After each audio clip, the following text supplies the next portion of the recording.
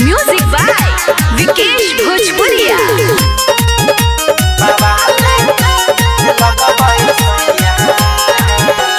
Powder Crimea लगाई ले लो, अखिया में कजरा सजाई ले लो।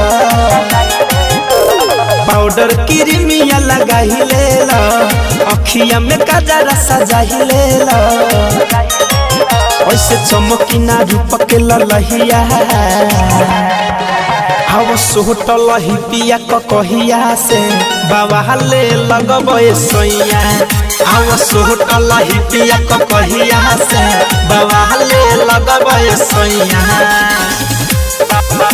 बाबा ले लगबे सोइया सोइया।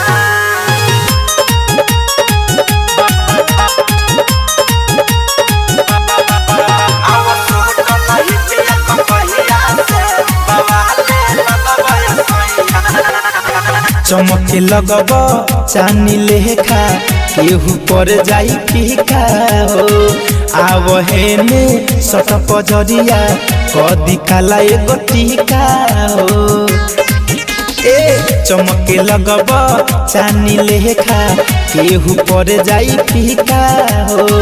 आवहेने सट पजरिया कदी काला एगो टीका हो।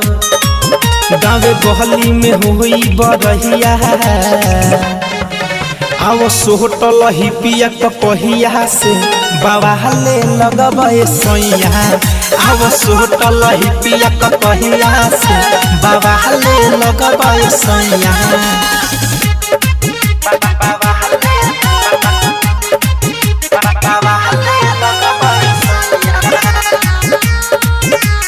म्यूजिक बाय विकेश भोजपुरिया।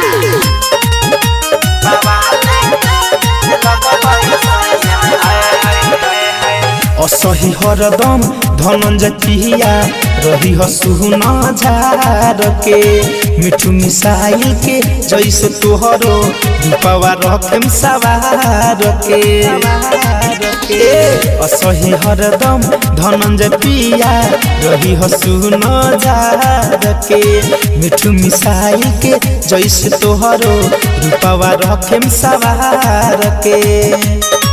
जाई देखिला जाई पर छहिया, आव सोटल ही पिया कहिया से बाबा ले लगबे सोइया। आव सोटल ही पिया कहिया से बाबा ले लगबे सोइया। पाउडर क्रीमिया लगाई ले लो, अखिया में कजरा सजाई ले लो। ऐसे चमकी ना रूप के ललहिया, हव सोटल ही पिया कहिया से बाबा ले लगबे सोइया। हव सोटल ही पिया कहिया से बाबा ले लगबे सोइया।